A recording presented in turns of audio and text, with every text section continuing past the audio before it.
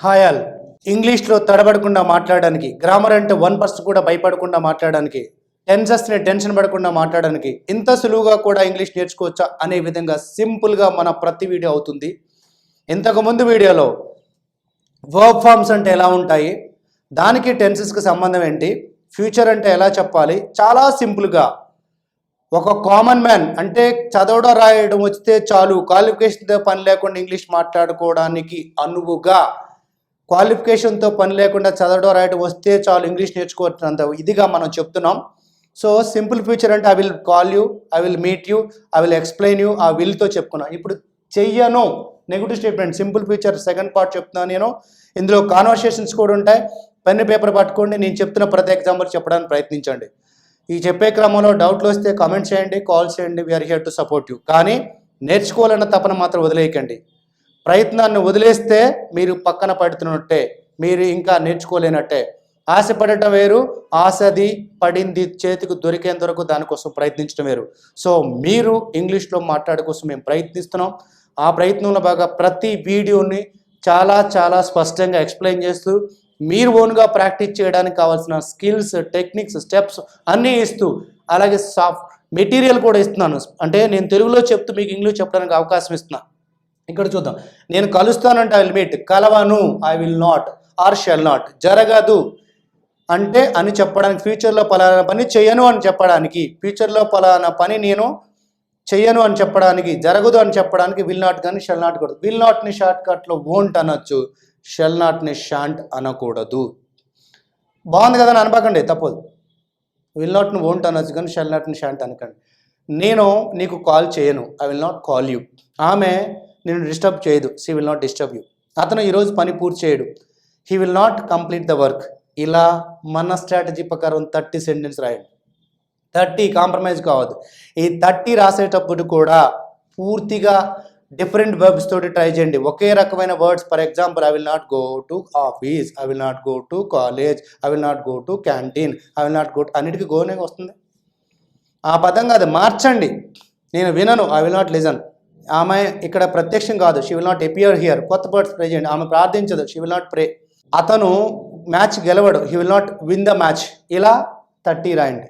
ఇప్పుడు next practice activities ఏంటో తెలుసా?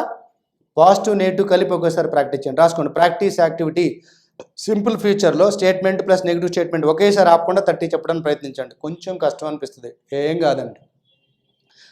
I will listen, I will not listen. I will wake up, I will not wake up. I will take pen, I will not take pen. I will understand the concept, I will not understand the concept. I will practice, I will not practice.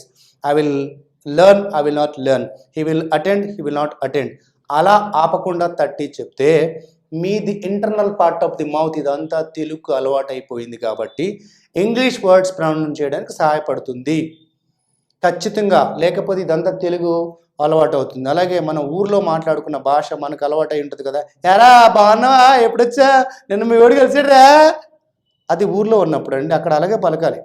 మనం అక్కడ నైస్గా మా అబ్బో ఏంట్రా ఇడు ఎక్కువ చేస్తూ ఉంటారు. కాబట్టి ఇక్కడ ఇంగ్లీష్ని కూడా ఇంగ్లీష్లో మాట్లాడదాం. చాలామంది తెలుగు ఇంగ్లీష్లో తెలుగు మిక్స్ చేస్తారు, ఇంగ్లీష్లో తమిళ మిక్స్ చేస్తారు. అన్నిటికన్నా ముఖ్యంగా క్వశ్చన్కి ఆన్సర్కి తేడా లేకుండా చేస్తారు. క్వశ్చన్ గురించి చెప్తున్నాం. హీ విల్ కమ్ అంటే అర్థం ఏంటి? అతను వస్తాడు. వస్తాడా అని క్వశ్చన్ ఎలా చేయాలి? అతను నేర్చుకుంటాడా? He will లెర్నా అనకూడదండి. మన వాళ్ళు చేసి నా వెనకాల పెడతారు క్వశ్చన్ అడగడం. నాకు యూ విల్ అటెండ్నా, షీ విల్ కంప్లీట్నా, నా కాదు, విల్తో షెల్తో స్టార్ట్ చేయాలి. క్వశ్చన్ అంటే దేంతో స్టార్ట్ చేయాలి? విల్తో కానీ షెల్తో. విల్ షెల్ ముందు వస్తే క్వశ్చన్, వెనకెళ్తే ఆన్సర్. ఇప్పుడు నేను స్టేట్మెంట్ చెప్తున్నాను, క్వశ్చన్ చెప్తున్నాను, మీరు పట్టుకోవాలి. I will take pen, question ఆన్సరా? He will take pen, answer. He అనేది ముందు వచ్చింది, సబ్జెక్ట్ ముందు వచ్చింది. విల్ హీ టేక్ పెన్, అది క్వశ్చన్ అవుతుంది. She will sing a song అంటే నా ఊపుని బట్టి అది క్వశ్చన్ అవుతుంది. షీతో స్టార్ట్ చేశాను కాబట్టి అది స్టేట్మెంట్ అవుతుంది. Will she sing a song, will అనేది ముందుకు వస్తే క్వశ్చన్, వెనకెళ్తే ఆన్సర్. మళ్ళీ చెప్తున్నా, విల్ ముందు పెడితే క్వశ్చన్ అవుతుంది, సబ్జెక్ట్ తర్వాత పెడితే ఆన్సర్ అవుతుంది. ఈ చిన్న లాజిక్ గుర్తుపెట్టుకోండి అంతే. వాళ్ళు మ్యాచ్ గెలుస్తారా?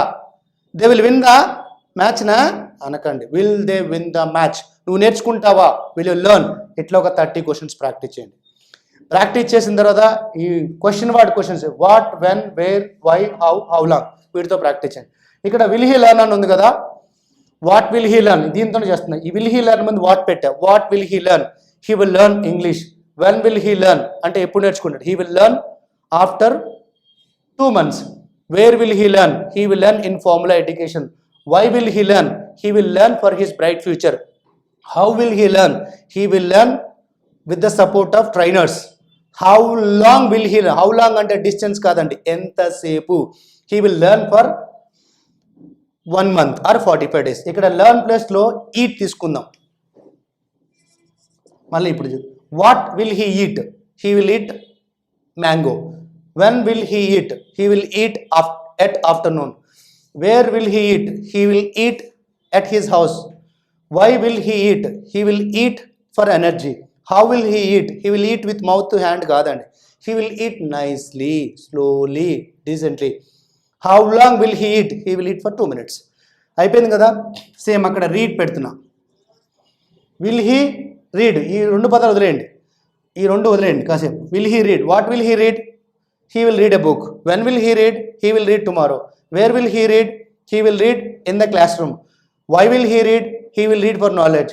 How will he read? He will read seriously. How long will he read? He will read for 15 minutes. ఇది అయిపోయింది కదా. రీడ్ కూడా అయిపోయింది. ఇప్పుడు ఇంకోటి డ్రైవ్ పెడుతున్నాను నేను. Drive. What will he drive? Will he drive ముందు వాట్ యాడ్ చేస్తున్నాం. What will he drive? He will drive bullet. When will he drive? He will drive tomorrow.